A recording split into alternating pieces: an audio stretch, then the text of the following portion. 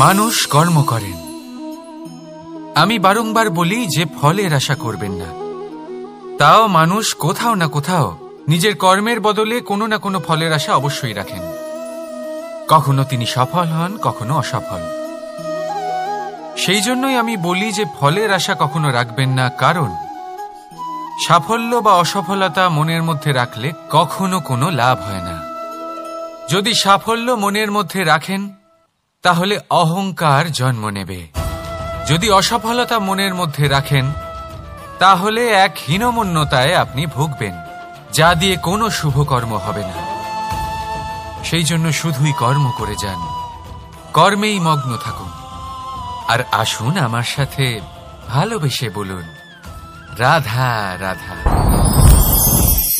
এই উই ধরা গাছের গুড়ি দেখতে পাচ্ছেন আপনারা? কোনো এক সময় এটা একটা সুগঠিত কাণ্ড ছিল। কোনো একদিন এক সুদূর বন থেকে একটি উই পোকা এখানে আসে, এতে বাসা বানায়। এই গাছের গুড়ি তখন কোনো প্রতিবাদ করেনি। তারপর দেখতে দেখতে সময়ের সাথে আরো উই এখানে জমাট বাঁধে, আর ক্রমাগত তাদের সংখ্যা বাড়তে থাকে। আর দেখতে দেখতেই এই কাঠের গুড়ি আর প্রতিবাদ করার মতো অবস্থাতেই থাকে না, নিজেই এক শুকনো কাঠে পরিণত হয়। কিছু বুঝতে পারলেন? অসৎ সঙ্গ, অসৎ অভ্যাস সময় থাকতে থাকতে বন্ধ করে দিন। আর যদি এরম না হয়, এ আপনার জীবন চক্র স্তব্ধ করে দেবে। রাধা রাধা।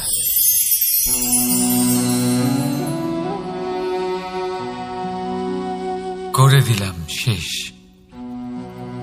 সংসার সর্বদা কৃষ্ণকে এই কথা শোনাবে যে কৃষ্ণ নিজেই নিজের মামার হত্যা করেছে। কিন্তু এটা সময়ের প্রয়োজন ছিল। আর এই কিন্তু হত্যা নয়, বধ ছিল। আর ব্যক্তি নিজের বধ নিজেই ডেকে আনে। এই সংসারে এগিয়ে চলা অতি আবশ্যক, কিন্তু কোথায় নিজেকে থামাতে হবে সেটা জানা তার চেয়েও বেশি আবশ্যক। আর যে এটা বুঝতে পারে না তার অন্ত সুনিশ্চিত। যে ব্যক্তি নিজের ভুল বুঝতে পারে তার মুক্তি লাভ হয়, আর যে স্বীকারও করতে পারে না তার বধ সুনিশ্চিত। মথুরার রাজা কংস, তার বধ এই জন্য হয়নি কারণ সে আমায় হত্যা করার প্রয়াস করেছে, আমার মাতা পিতা বা আমার দাদুকে বন্দী করেছে। ওর বধ এই জন্য হয়েছে যে ওর ঘৃণা প্রেমের সীমায় আসা সত্ত্বেও থামেনি। কংস মামা এটা কখনো বোঝেনি যে নিজেকে কখন থামাতে হবে। আর যা কিছু সে করেছে, যত পাপ সে করেছে, তা নিয়ে কখনো মন্থনও করেনি। অনেকবার বোঝানোর পরেও সব সময় প্রেমের থেকে মুখ ফিরিয়েছে। আর কি করল? শুধুই ঘৃণার দ্বারা এই ভালোবাসার ক্ষতি করার চেষ্টা করল। তাই মনে রাখবেন, এই সংসার, এর জীবন শক্তি হল প্রেম।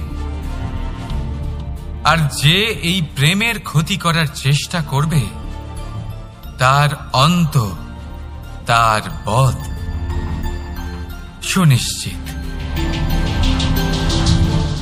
রাধা রাধা। বন্ধু আর শত্রু, প্রত্যেকের জীবনের একটা বড় অংশ এর উপরে নির্ভরশীল হয়ে থাকে। আপনার জীবনে সফলতা আর অসফলতাও এর উপরে নির্ভরশীল।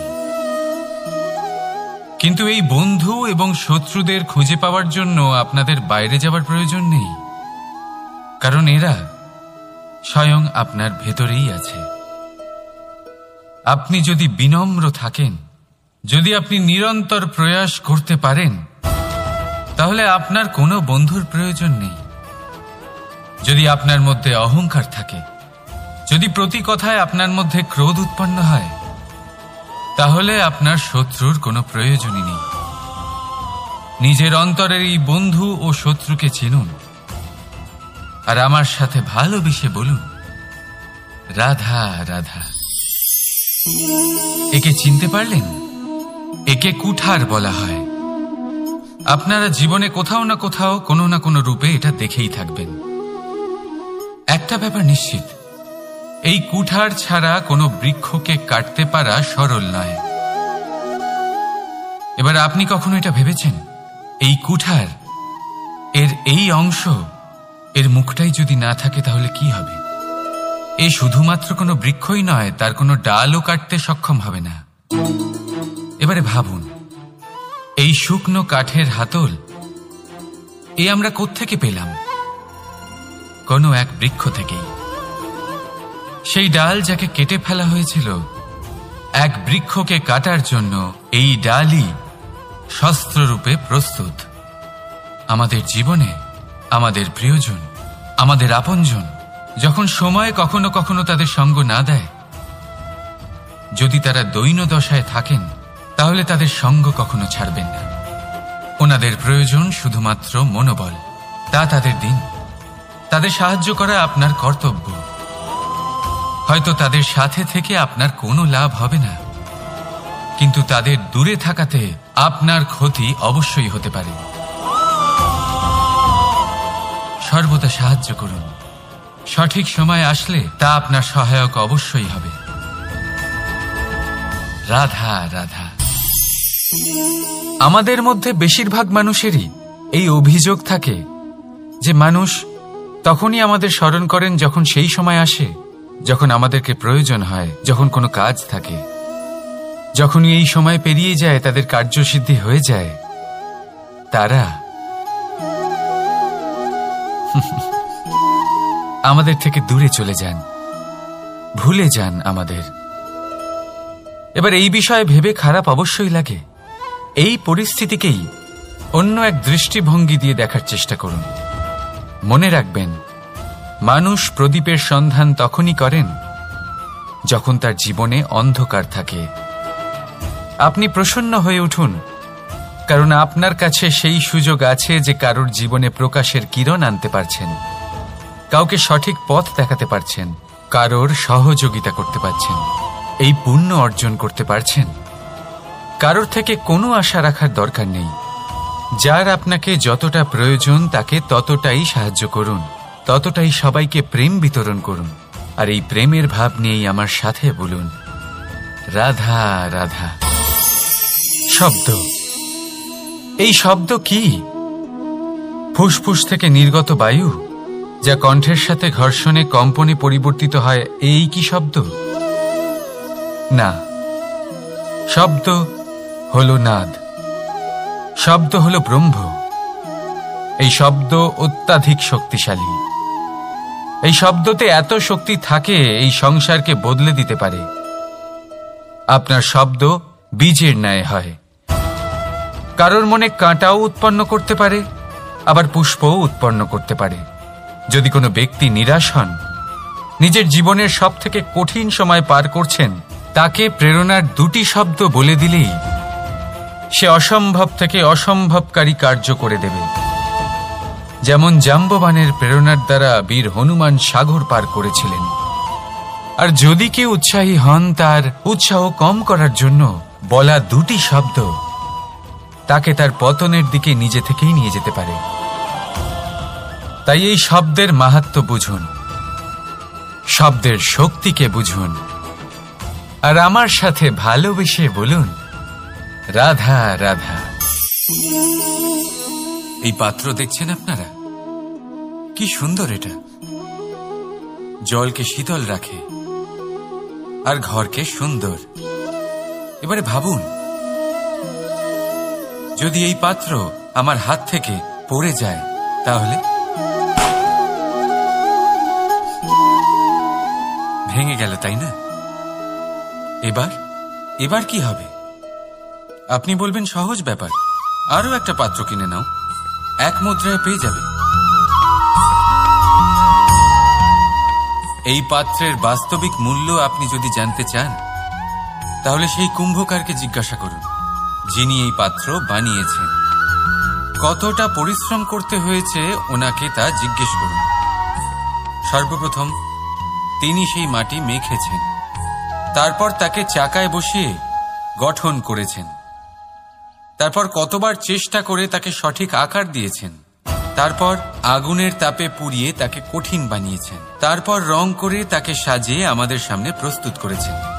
এত পরিশ্রম দ্বারা তৈরি এই পাত্র আমরা স্বল্প দামে নিজের করে নিলাম।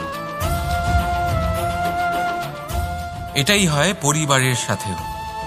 অনেক সময় মানুষ আবেগের বশে, স্বার্থের কারণে এই পরিবারকে ভেঙে ফেলে। কখনো ভেবেছেন সেই মাতা পিতার বিষয়, যারা সেই পরিবারকে গড়ে তুলেছেন, তাকে আগলে রেখেছেন, পালন পোষণ করেছেন? কখনো ভেবেছেন সেই বিষয়ে? ভবিষ্যতে যদি কখনো এরকম কোনো চিন্তাধারা মাথায় আসে, এমন কোনো ভাবনা আসে যার কারণে আপনি পরিবারকে ভাঙতে চলেছেন, নিজেকে আটকে নিন। নিজেকে মনে করান সেই মাতা পিতার বিষয়ে, ওনাদের পরিশ্রমের বিষয়, ওনাদের ধৈর্যের বিষয়, তাদের প্রেমের বিষয়। আপনার আশা, আবেগ, আপনার স্বার্থসিদ্ধি, এই সব কিছু তার সামনে খুবই ছোট মনে হবে। রাধা রাধা। এই সংসারে আলোর উৎস কি? সূর্য। এই সংসারে মিষ্টি জলের উৎস কি? নদী। এই সংসারে উচ্চতার প্রতীক কি হয়? হিমালয় পর্বত। আমরাও জীবনে এরকমই হতে চাই, সূর্যের মতো তেজস্বী হতে চাই, নদীর মতো পূজনীয় হতে চাই, হিমালয় পর্বতের মতো উচ্চতা লাভ করতে চাই। সব ঠিক আছে, কিন্তু তার জন্য আমরা কাজ কি করি? যদি এরকম আমরা হতে চাই, তাহলে সবার আগে সূর্যের মতো নিজেকে উজ্জ্বল করুন। সূর্যের সব থেকে বেশি আলো নিজের অন্তরে থাকে। নদীর মতো নিজের পথ নিজেই তৈরি করুন। পাথরের সাথে ধাক্কা খাওয়ার পরেও থেমে না যাওয়া শিখুন। হিমালয় পর্বতের মতো উচ্চতা লাভ করতে হলে সেটার মতো অটল থাকতে শিখুন। একটা কথা অবশ্যই মনে রাখবেন, নিজেকে জ্বালাবেন, তবেই সংসারকে আলোকিত করতে পারবেন। রাধা রাধা। পুস্তক। পুস্তক থেকে আমরা কি না শিখতে পারি? জ্ঞান হোক, বিজ্ঞান হোক, ইতিহাস হোক, সব শিখতে পারি। কথায় আছে, একটা ভালো পুস্তক, একটা ভালো গ্রন্থ পাওয়া তা 100 ভালো বন্ধু পাওয়ার সমান। কিন্তু যদি একটা ভালো বন্ধু পাওয়া যায়, তাহলে তা গোটা গ্রন্থাগারের সমতুল্য। সে আপনাকে কর্মের বিষয় জ্ঞান দেয়, সাফল্যের রসায়ন শিক্ষা দেয়, সে আপনাকে ইতিহাসে অমর করে রাখবে। শুধু তাই নয়, সে আপনাকে শুধু পথই দেখাবে না, সেই পথে আপনার সাথে সঙ্গী হয়ে চলবে সে। সেই জন্য জীবনে যদি কোনো ভালো বন্ধুকে পাশে পান, তাহলে তাকে আপন করে রাখবেন, তাকে সামলে রাখবেন, জীবন সহজ হয়ে যাবে। রাধা রাধা। প্রতীক্ষা, প্রয়াস, এই দুই জীবনের অভিন্ন অঙ্গ। দেখতে গেলে আমরা জীবনে কারোর না কারোর প্রতীক্ষা অবশ্যই করি। সে কোনো ব্যক্তি হোক বা সময় হোক বা কোনো ভাবনা, সবকিছুই হতে পারে। আর দেখতে গেলে সব সময় কেউ না কেউ কিছু প্রয়াসও করে চলেছে। যেমন সাফল্য আসার প্রতীক্ষা, বিফলতা যাতে না আসে তার জন্য প্রয়াস, সুখ আসার প্রতীক্ষা, দুঃখ যাতে না আসে তার জন্য প্রয়াস। এবার প্রতীক্ষা আর প্রয়াসের মধ্যে এক ঘনিষ্ঠ সম্পর্ক রয়েছে, আর তা হল, যিনি প্রতীক্ষা করেন তিনি ঠিক তাই পান যা একজন প্রয়াস করা ব্যক্তি পেছনে ফেলে আসে। তাই প্রতীক্ষা নয়, প্রয়াস করুন। এই প্রয়াসের মধ্যেই সুখের চাবিকাঠি রয়েছে। রাধা রাধা। সূর্যের তাপ এতটাই প্রখর হয়, তা সমস্ত বনস্পতিকে শুষ্ক করে দেয়। পুকুর হোক, নদী হোক, সরোবর হোক, সমস্ত শুষ্ক হয়ে যায়। কিন্তু আপনি কখনো শুনেছেন সূর্যের তাপে সমুদ্র শুকিয়ে গেছে? এমন কখনোই হয় না। আর এর পিছনেই লুকিয়ে রয়েছে এক অমূল্য জীবনের শিক্ষা। সমুদ্রের মতো নিজেকে ধৈর্যশীল করে তুললে, নিজেকে সংযমী করে তুললে সূর্যের তাপ আপনার কোনো ক্ষতি করতে পারবে না। আপনার অন্তর থেকে সেই তাপ বাষ্পায়িত হয়ে মেঘ তৈরি হয়ে সূর্যকে ঢেকে দেবে, আর তারপর হবে শুধু সাফল্যের বৃষ্টি। তাহলে আসুন আর আমার সাথে ধৈর্যের সাথে বলুন, রাধা রাধা। কি হলো, মন খারাপ? জীবনের সমস্যার বিষয়ে ভাবছেন যে কেন সমগ্র সংসারের সমস্ত কষ্ট, সমস্ত সমস্যা আমার ঝুলিতেই এসে জড়ো হলো? সবাই এটাই ভাবেন। চলুন, আমি আপনাকে বিচার বিবেচনা করতে বাধ্য করছি। ভাবুন ঝিনুকের পেটের ভেতর কাঁকড়ের এই যন্ত্রণা, ঝিনুককে তা কেন ভোগ করতে হয়? বটবৃক্ষের বীজ মাটিতে 7 হাত নিচে অন্ধকারে ঘেরা থাকে কেন? সংসারের সবচেয়ে তীক্ষ্ণ জ্বালা সূর্যকেই জ্বালায় কেন? কারণ ঝিনুকের মধ্যে সেই ক্ষমতা রয়েছে মুক্ত জন্ম দেওয়ার। বটবৃক্ষের বীজেই সেই বল রয়েছে যে সে সংসারের সবচেয়ে দৃঢ় বৃক্ষ হতে পারে। সূর্যের মধ্যে সেই ক্ষমতা রয়েছে যে সে নিজে জ্বলে এই ব্রহ্মাণ্ডকে প্রকাশ দিতে পারে।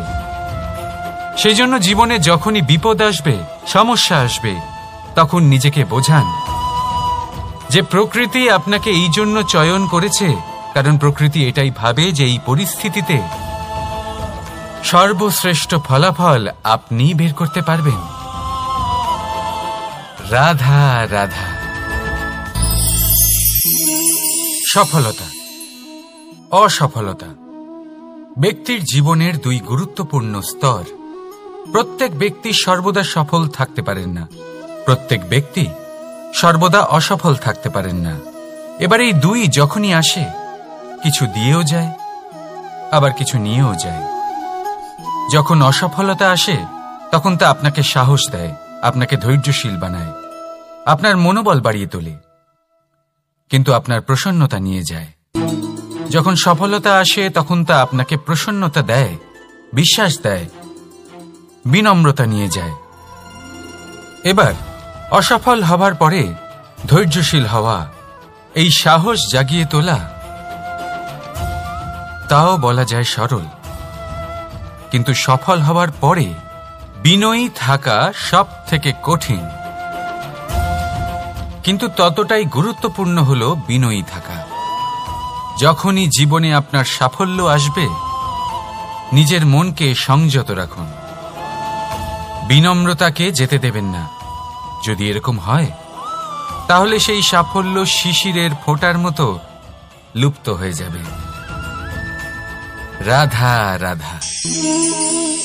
আমরা কর্ম করি, আর সেই কর্ম অনুসারে আমাদের তার ফল প্রাপ্ত হয়। এখন এই কর্ম আরো শ্রেষ্ঠ হতে থাকে, আমরা আরো প্রেরিত হতে থাকি। তার জন্য আমরা বড় বড় জ্ঞানীদের থেকে প্রভাবশালী, প্রেরণাদায়ক ব্যক্তির সাথে দেখা করার চেষ্টা করি, দেখা করিও। নিজের কর্মের বিষয়ে বিচার করি, আলোচনা করি, তাই তো? কারণ আমাদের কাজ দেখে তাতে বিশেষ মতামত সামনে থাকা ব্যক্তি দিতে পারে।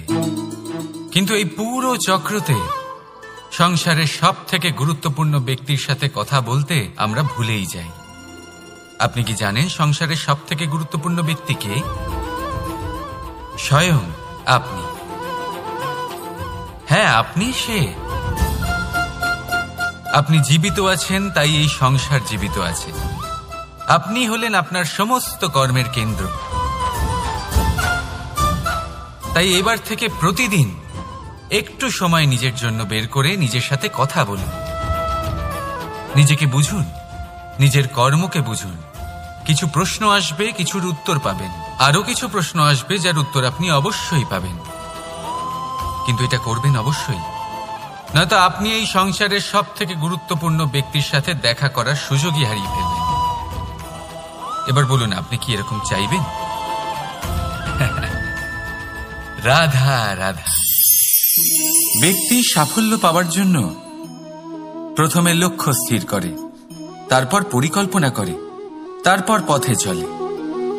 আর সব সময় এই চেষ্টাই করে থাকে যাতে তাতে সবচেয়ে কম বাধা আসে। এই পথে কোথাও কোনো চড়াই না আসে, কোনো উতরাই না আসে, কোনো খাদ না আসে। আর এখানেই সবচেয়ে বড় ভুল করে ফেলে। কিভাবে? ভাবুন, এক সোজা সরল পথ আপনাকে কোথায় নিয়ে যাবে? এক সরল সাধারণ স্থানে। সেখানে তো যে কেউ পৌঁছতে পারে, তাতে বিশেষত্ব কি আছে? ভাবুন, যদি আপনার পথে বাধা থাকে, বিঘ্ন থাকে, বিপত্তি থাকে এবং তার ওপর এক শিখরও থাকে যা আপনার জন্য অপেক্ষা করছে। সাফল্যের সেই শিখর যেখানে কেউ সহজে পৌঁছতে পারে না, যা হলো বিশেষ। তাই নিজের জীবনে যখনই সমস্যা আসবে তাকে ভয় পাবেন না, মুখে হাসি নিয়ে তাকে স্বাগত জানান। আর সাবধানে থাকবেন, যদি আপনার পথে কোনো বাধাই না আসে, তাহলে এর দুটোই অর্থ হয়। হয় আপনি নিজের লক্ষ্য সঠিক বেছে নেননি, নয় আপনি রাস্তা সঠিক বেছে নেননি। রাধা রাধা। মানুষের সবসময় এই ইচ্ছেই থাকে যে সে পরিপূর্ণ হবে, তাই সবসময় চেষ্টা করতে থাকে, কর্ম করতে থাকে, যেন তার জীবনে কোনো ত্রুটি না থাকে, কোনো দোষ না থাকে, কোনো ভুল না থাকে। কিন্তু যখন মানুষ এটা করতে থাকে, নিজের সম্পূর্ণ মনোযোগ তাতেই কেন্দ্রীভূত করে, তখন তার বিকাশ আস্তে আস্তে থেমে যেতে থাকে। কিভাবে? আপনি বলবেন, এতে ভুল কি আছে? এ তো বেশ ভালোই মনে হচ্ছে। দেখুন, এই ত্রুটি, এই ভুল, এই দোষ আপনি যাই করে নিন, আপনার জীবনে থাকবেই থাকবে। এবার আমার কথা শুনুন, এইগুলোই পরবর্তীকালে আপনাকে জীবনে শুধরতে বাধ্য করবে। এক নির্দিষ্ট মাপকাঠি নিয়ে জীবনে এগোনো ঠিক মনে হতেই পারে, কিন্তু তা শুধুমাত্র যন্ত্রের জন্ম দেয়, না মানবিকতাকে, না মানুষকে। তাই মনে রাখবেন, যদি আপনি নিজের জীবনের দরজা প্রত্যেক ভুলের জন্য, প্রত্যেক দোষের জন্য বন্ধ রাখেন, তাহলে জেনে রাখবেন সমস্ত সত্য সেই বাইরেই থেকে যাবে। এই ভুল, এই দোষ, এই ত্রুটি হলো সেই যা আপনাকে জীবনের বিষয়ে, প্রয়াসের বিষয়ে, কর্মের সত্যির বিষয়ে জানতে সাহায্য করবে। এই ত্রুটিগুলিকে আপন করতে শিখুন, আর আমার সাথে ভালোবেসে বলুন, রাধা রাধা। ছল, কপট, এই শব্দগুলির সাথে সংসারের কোন ব্যক্তি পরিচিত নন? সবাই জানেন এই শব্দগুলি কি আর এর অর্থ কি। সবাই জানেন বিশ্বাসঘাতকতা কি, সবাই অনুভব করেছেন। কিন্তু আপনি কি কখনো এটা ভেবেছেন এরকম কেন হয়? এর কারণ কি? এর কারণ হলো আশা। যদি আপনি কোনো গুহায় যান আর আপনি আশা করেন যে সেখানে অন্ধকার হবে না, তাহলে তো আপনি আঘাত পাবেন। যদি আপনি সাগরে যান আর এটা আশা করেন যে আমি ভিজব না, তাহলে তাতে সাগরের তো কোনো দোষই নেই। এখানে দোষ হলো আপনার আশা। একটা গুরুত্বপূর্ণ কথা মনে রাখবেন, মানুষ মানুষের সাথে ছলনা করে না, মানুষের সাথে ছলনা করে তার আশাগুলি, যা তিনি অনুচিত ব্যক্তির থেকে করেন। সেই জন্য জীবনে কখনো কোনো আশা করার পূর্বে অবলম্বনের মূল অর্থ বুঝুন। জানুন তিনি আপনাকে সঙ্গ দেওয়ার আদৌ যোগ্য কিনা। না ভাঙবে আশা, না ভাঙবে বিশ্বাস। রাধা রাধা। আমরা জীবনে বাঁচার জন্য কিছু না কিছু করতে থাকি। কিছু কাজ আমরা করে থাকি আর্থিক স্বাচ্ছন্দ্যতার জন্য, কিছু কাজ আমরা করে থাকি এই মনকে প্রসন্ন করার জন্য, কিন্তু আমাদের মধ্যে বেশিরভাগ মানুষ এই ভেবে ভেবে চিন্তার মধ্যে থাকেন যে কোনো কাজ আমরা যা ভেবেছি সেটা সেভাবে ঠিক হলো না, বা এই কাজ সম্পূর্ণ হলো না, বা কাজের পরিমাণ দেখে দুশ্চিন্তা করতে থাকেন। এবার এই যে দুশ্চিন্তা, এটা দুঃখকে আহ্বান করে, আর দুঃখ প্রতি মুহূর্তে আমাদের মেরে ফেলে। তাহলে ভাবুন, এ কি সত্যি? কাজের পরিমাণ কি আমাদের সত্যি সত্যি মেরে ফেলতে থাকে? কখনোই নয়। বুঝুন একটা গুরুত্বপূর্ণ কথা, আজ পর্যন্ত এই সংসারে যত মহাপুরুষ এসছেন, ওনাদের কাছেও ততটাই সময় ছিল যতটা আজ আপনার কাছে আছে, তত ঘন্টাই ছিল, তত মুহূর্তই ছিল। পার্থক্য শুধু এটাই, ওনারা চিন্তা করে সময় নষ্ট করেননি, তারা পরিকল্পনা করেছেন, তাকে কার্যকর করেছেন, আর জীবনে মহান থেকে মহানতর কাজ করেছেন, যার জন্য আজও আমরা ওই মহাপুরুষদের স্মরণ করে থাকি। একটা গুরুত্বপূর্ণ কথা মনে রাখবেন, কাজের পরিমাণ কখনো আমাদের মেরে ফেলে না, কাজের দুশ্চিন্তা আমাদের মেরে ফেলে। তাই এই চিন্তাকে কোথাও ত্যাগ করুন আর নিরন্তর চেষ্টা করতে থাকুন, পরিকল্পনা করতে থাকুন এবং জীবনে সামনে এগোতে থাকুন। আনন্দই আনন্দ পাবেন। তাহলে একটু আনন্দ বের করে আমার সাথে বলুন, রাধা রাধা। ক্ষমা, দুই অক্ষরের এই শব্দ বলতে, শুনতে, লিখতে গেলে কত সোজা মনে হয়, কিন্তু একে কার্যকরী করা ততটাই কঠিন। সত্যি কথা বলতে কি, এটা শক্তিশালীদের কাজ, দুর্বলের নয়। ক্ষমা চাইবার জন্য আপনাকে আপনার দম্ভ ত্যাগ করে বিনম্রতার ধরাতলে আসতেই হবে, আর ক্ষমা করার জন্য ততটাই ঔদার্যের প্রয়োজন হয়ে থাকে। এবার ভাবুন, সিংহ, যাকে জঙ্গলের রাজা মানা হয়, সে ওই হরিণকে ক্ষমা করতে পারে যে তার ঘুম ভাঙিয়েছে। আপনি কেন করতে পারবেন না? যেখানে সিংহ যদি চায়, তাহলে এক প্রহারেই সেই হরিণকে শেষ করতে পারে। জীবনে একটা কথা মনে রাখবেন, যদি আপনার মধ্যে ক্ষমা করার বা ক্ষমা চাওয়ার ক্ষমতা থাকে, যদি আপনার মধ্যে সেই সামর্থ্য থাকে, তাহলে আপনি দুর্বল নয়, আপনি অত্যন্ত শক্তিশালী। কারণ আপনার কাছে সেই শক্তি আছে যা হলো অত্যন্ত মহান। রাধা রাধা।